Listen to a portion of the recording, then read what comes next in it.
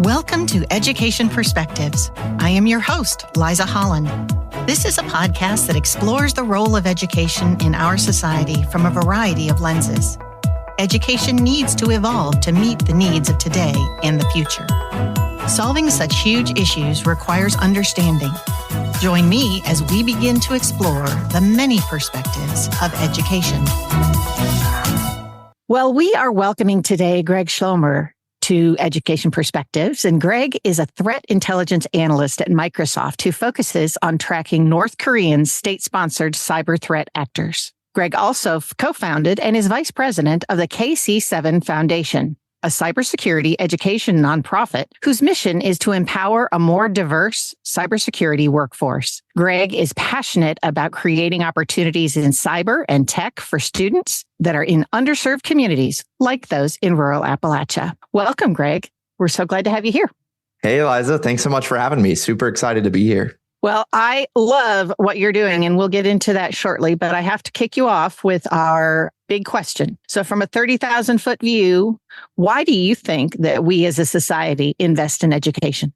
I love this question. From my perspective, I think education is really the foundation of, as a society, advance and grow ourselves, right? Education instills in us the ability to think critically, to solve problems, to navigate challenging social interactions. And on top of all that, it really helps us be more resilient. It gets us a little more comfortable with the idea of failing and, the whole concept of a productive struggle. And ultimately, I think all those things are what we have to have as a society to progress and move forward. Absolutely. And you are in a incredibly dynamic and new field of cybersecurity, or at least it's fairly new. Fields go. So tell us a little bit about your journey and then what drew you to the education side and looking at getting in training and especially reaching out to students. Yeah, so my entry into the cybersecurity field was a little bit unconventional in terms of how the industry typically works for folks today. So I studied computer engineering at the University of Kentucky. I took 2 years of classes in that degree program that were mostly focused around programming. I had no cybersecurity coursework whatsoever until really the very end. I think it was the final semester of my senior year. So after the second year of undergraduate at UK, I had the opportunity to go and do an internship with Microsoft.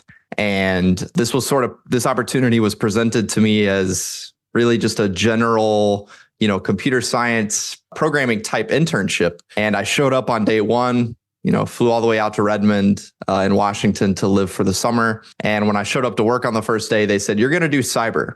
And I said, "That's awesome. Sounds cool. I don't know the first thing about it, but I'm excited to learn." And I really fell in love with the field. I found it challenging. I found it rewarding. It was sort of this unique opportunity to do something impactful, something that keeps me learning and keeps me on my toes, but also be in a position where, working in tech, you're well compensated for that work. It's kind of like the trifecta of rewarding, challenging, and also well compensated. So I had 2 internships in cyber. And then following graduation from UK, I had the opportunity to return to Microsoft full time on the team that I'm on now.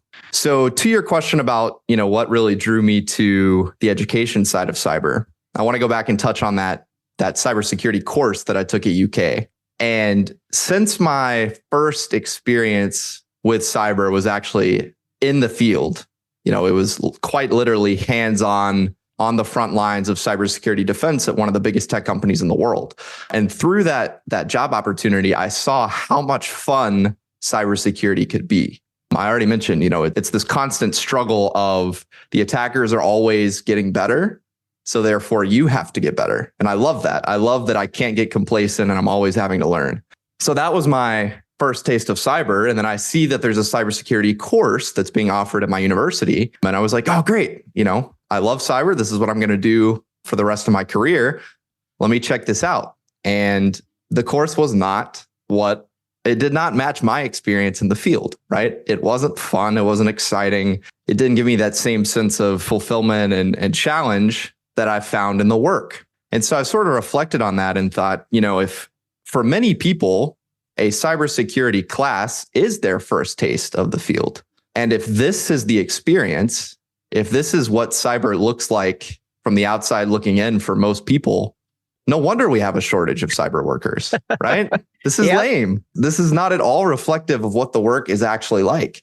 And so I sort of took that as a challenge to go and change that, to try to make cyber education and really STEM and tech education in general more reflective of the fun parts of what I had experienced in the field. That is awesome. And having seen you in action with students, I think you are really succeeding in that. It's very, very interesting to me. The more that I learn about you and what you're doing, the more fascinated I become. Would you share with our listeners how you and Simeon came upon this, and especially about the week that Microsoft gives? Yeah. So KC7, that is the cybersecurity education nonprofit. That's this whole venture of trying to gamify cybersecurity education and make it more reflective of how fun the field can be. I've co-founded the nonprofit with Simeon Kakpovi, who is one of my teammates at Microsoft. And he approached me in the office one day. I work remotely, but I occasionally try to go into the office and, mingle with people just to have some of those side conversations and maintain that camaraderie. So Simeon came over to me and said, "Hey, I have an idea. I've been working on this little side project, and my goal is to basically create an experience that lets anyone do what we do every day here at Microsoft." And there's some nuance to that. So part of what I do as a threat intelligence analyst is analyze data. In cyber defense, when we investigate cyber incidents, we have to see the world through data. I can't be sitting in the room with a hacker watching them hack, right? So my only source of evidence is logs, is data. But that data is very, very sensitive, right? There are privacy implications. We're talking about a global company that has billions of users. And so I got to learn in that environment, right? I got to learn in one of the most data-rich environments in the world. But for the average person, you can't go to Microsoft and say, "Hey, I want to learn cybersecurity. Give me your data." There's no way. You'd have several hundred lawyers beating down your door, ready to press charges against you. So Simeon said, let's open source this. Let's bring it to the masses. And I was like, I love it, but that sounds crazy. How are we going to do that? And he said, I've sort of started on this already. I have some thoughts, and it really blossomed from there. The week you mentioned at Microsoft. So every year, Microsoft has what they call the Global Hackathon, which is essentially where all the Microsoft employees around the world, I believe there are about 200,000 of us, are allowed to stop working, stop their day job work for a whole week and create something. It can be something that directly pertains to your work at Microsoft, or it can be something totally off the wall. But it's a pretty amazing opportunity to, get together with some brilliant minds and fellow coworkers at Microsoft and just make something new and exciting. So as I mentioned before, Simeon had sort of started this project several years before we met at Microsoft, but a lot of the initial work on the project happened during that hackathon week. That is just amazing. And I think that is so very few companies allow for that, give that time to actually create. And honestly, I think it's an awesome thing to think about for schools, because time is probably the most precious resource. And if we can create time to make learning more rich and involved and that sort of thing, I just think that would be incredibly magical. Absolutely. So tell us a little bit more about what KC7 does today. Yeah, so KC7 is the 30,000 foot view of the platform. It's a cybersecurity game that gives anyone the opportunity to step into the role of a cyber defender. Back in March of 2023, we started the KC7 Foundation, and the objective there was to get this platform, the KC7 platform, into more hands. So to date, we've reached about 4,000 users in many, many different countries around the world. I don't have the number of countries off the top of my head. We've reached students. We've worked with fourth graders all the way up through graduate students and PhD students. We've worked with professionals who are working in a different field and trying to transition into cyber. And we've actually even used the platform with industry professionals. We've worked with vice presidents at Microsoft who just wanted to know a little bit more about what it means to be a cybersecurity analyst. That's amazing. And you've then taken it kind of more into real world as far as approaching the students. It's not just the online game, which I think is amazing. And please check the show notes because we have the link and go in and play.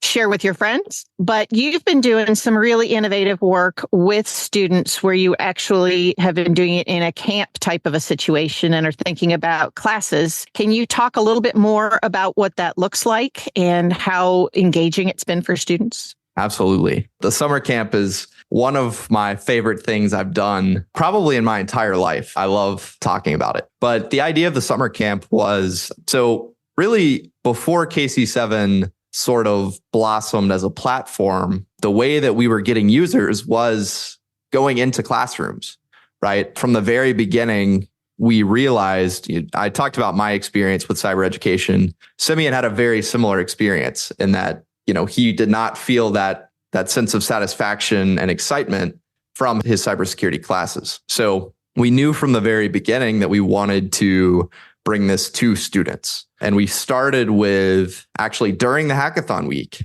Simeon said, we're going to go to a college classroom on Wednesday and we're going to run a session with a group of 30 business students. And I was like, you're crazy, but I love it. Let's do it. And so we did that and it was great. They absolutely blew us away with what they were able to achieve. And then we said, well, let's push the boundaries a little further. Let's go work with some high school students. And we had peers in the industry who said, high schoolers can't do this. This is too hard. And then we did it with several groups of high schoolers.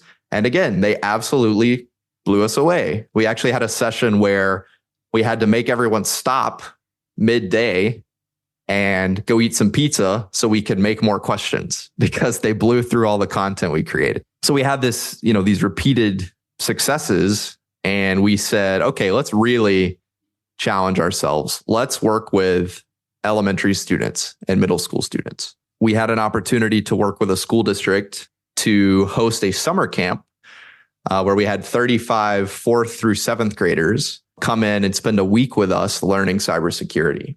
And I really want to emphasize when I say learning cybersecurity, we could have showed up and brought like locks and taught them how to lockpick as an analogy to cyber. We could have brought little puzzles. We could have had a movie day where they watched a movie about cyber spies, but that was not the case at all. This was a very education-rich camp. It was essentially 5 days of cybersecurity boot camp or 4th through 7th graders. So our goal, these kids had zero technical background whatsoever.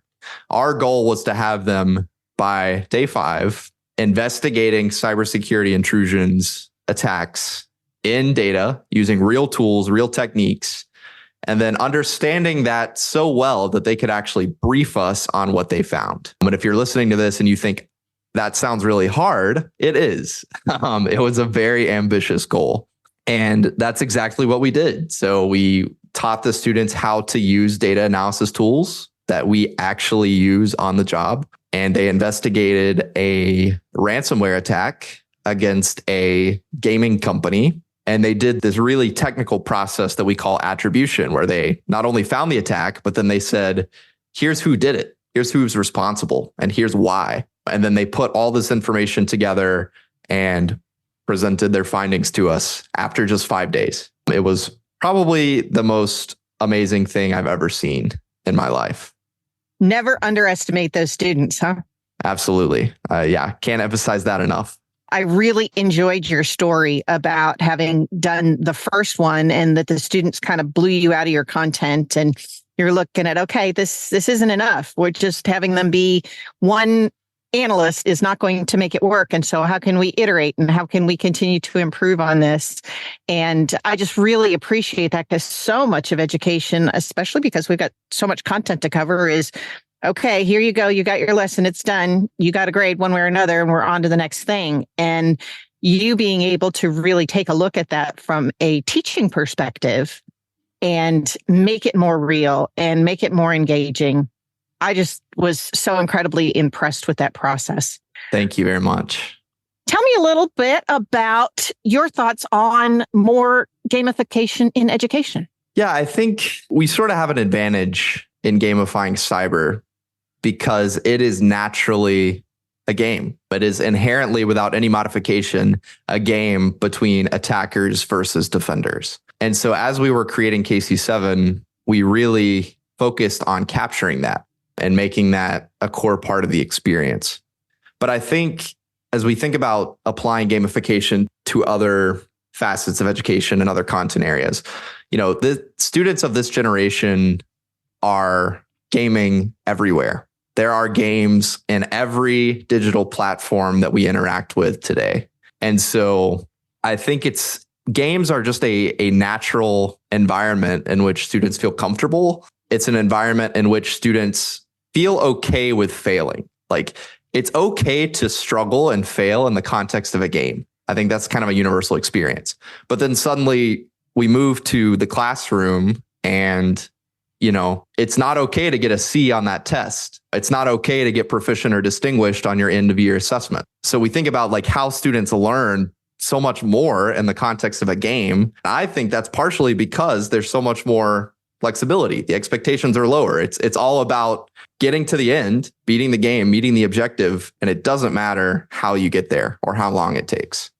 I love that. And I love that productive struggle part of it, that it's okay to fail and to try a new strategy and to get a little bit better. And I had a wonderful conversation a few weeks ago with a gentleman from MIT, and his whole book is called Iterate.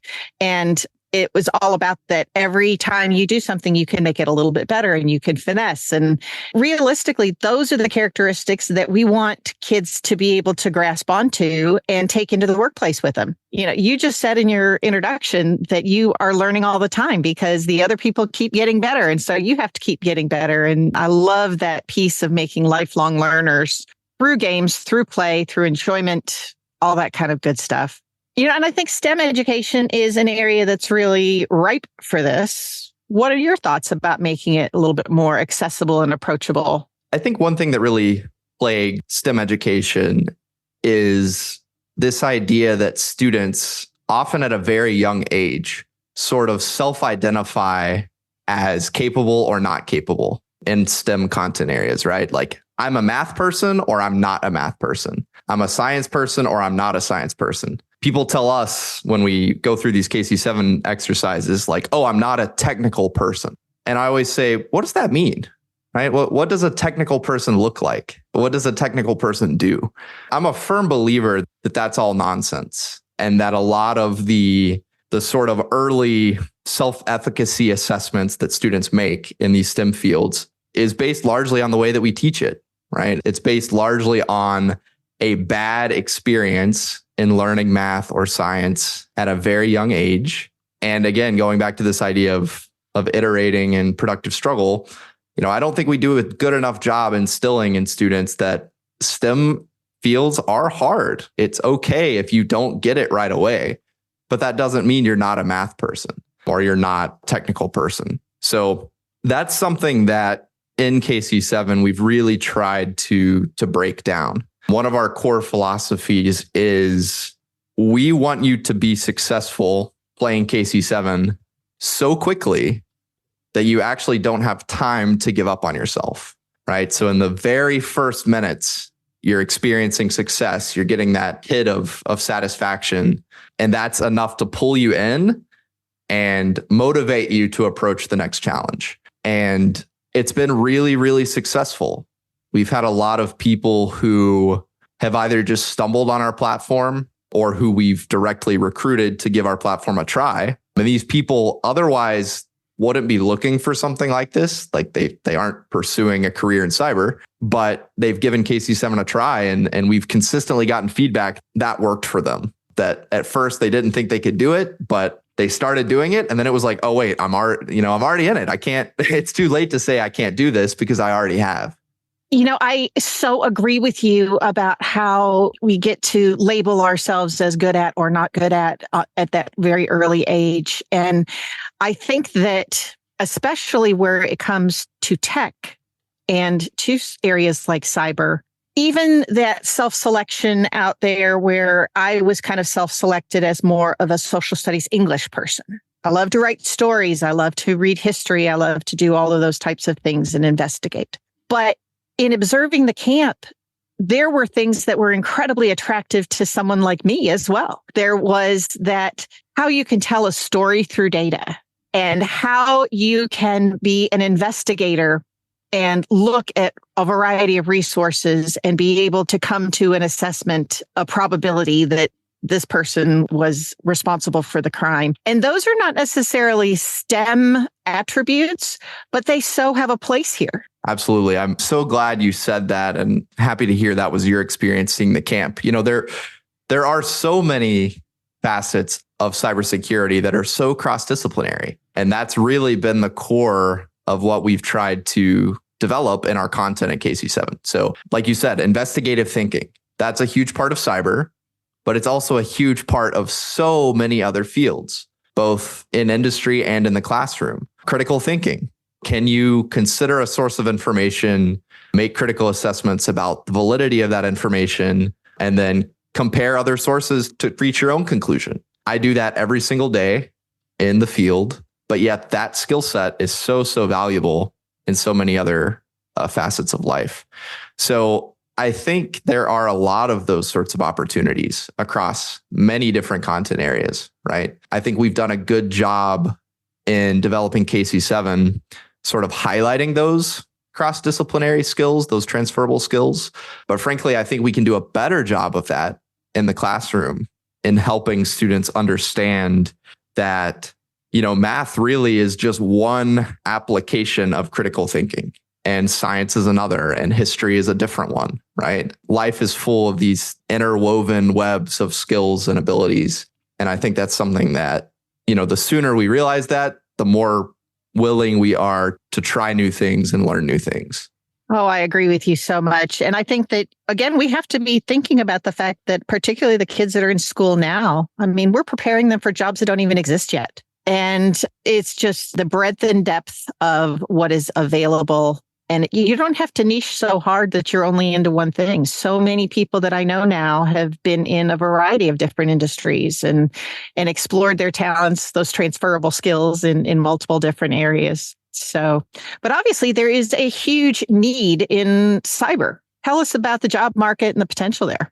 Yeah. So if we look at cybersecurity and the impact that cyber attacks have on the world. So if you stack up the total cost of damage done by cyber attacks against some of the world's largest economies, damage done by cyber attacks is in the top 5, stacked up against some of the world's largest economies. So clearly there's a huge need for more people who are capable of detecting and combating these cyber attacks. I don't remember the exact numbers off the top of my head, but there's on the order of 2 million expected cybersecurity roles that will be unfilled in 2025, which is, people have been saying this statistic for 3 or 4 years, and here it is, it's 2024.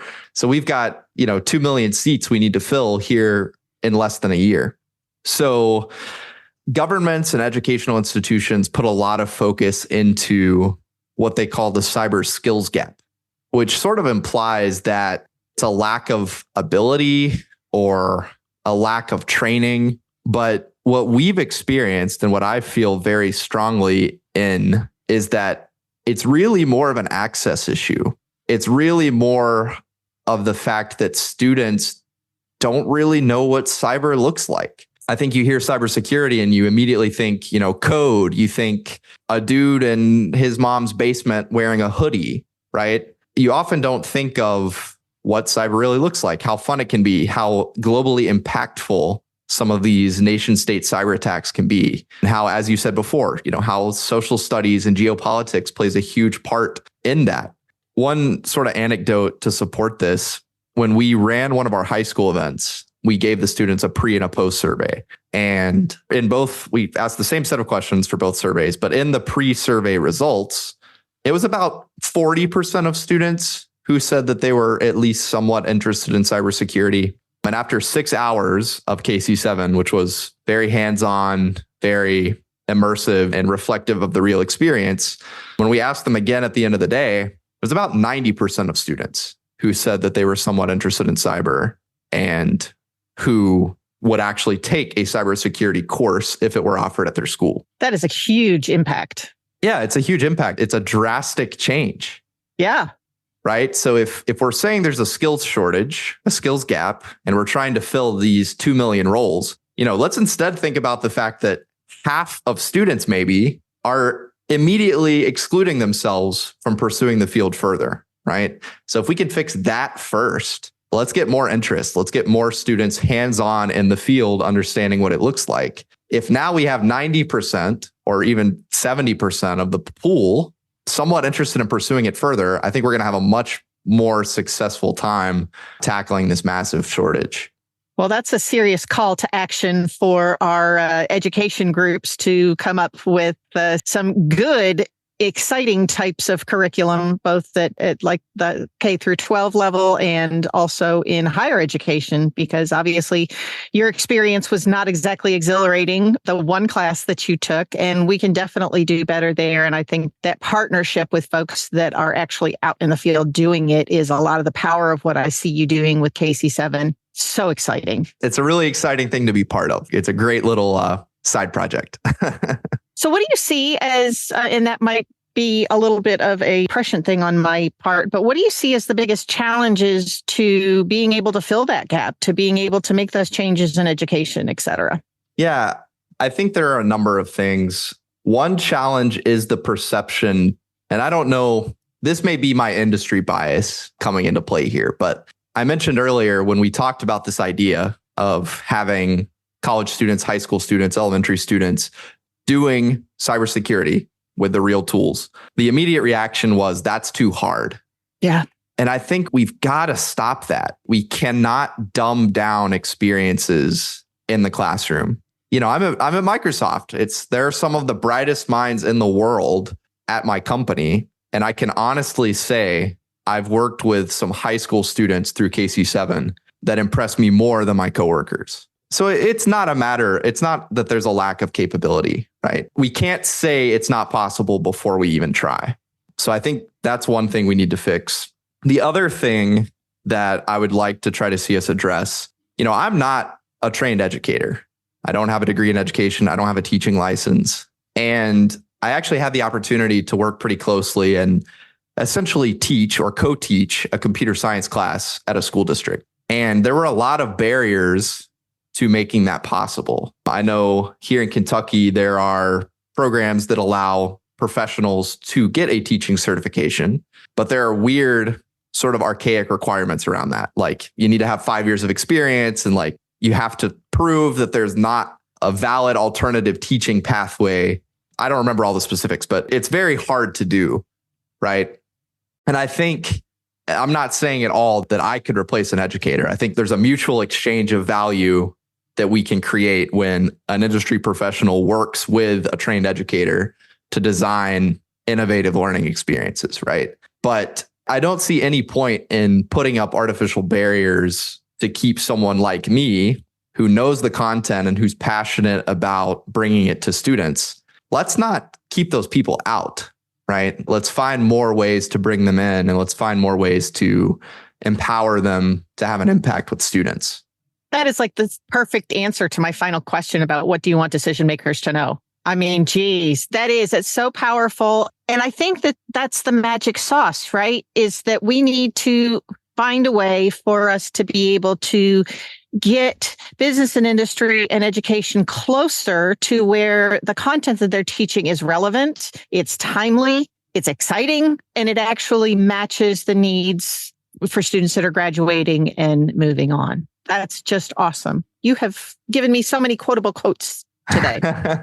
Well, I love your summary of what I said there. I think you captured it perfect. So maybe for you, I would like to finish then with a call to potential students. It doesn't have to be young students. It could be even career-changing types of students. If you are interested in cyber, obviously, step one is to go on to KC7 Cyber and play the game. But what else would you suggest? Yeah, well, I'm going to answer your question. But before I do, I'm going to back up a little bit. So I want to encourage everyone, if you're listening to this podcast and you're an educator and you have zero interest in cybersecurity whatsoever, please go try the game. I promise you it is fun and you will enjoy the experience.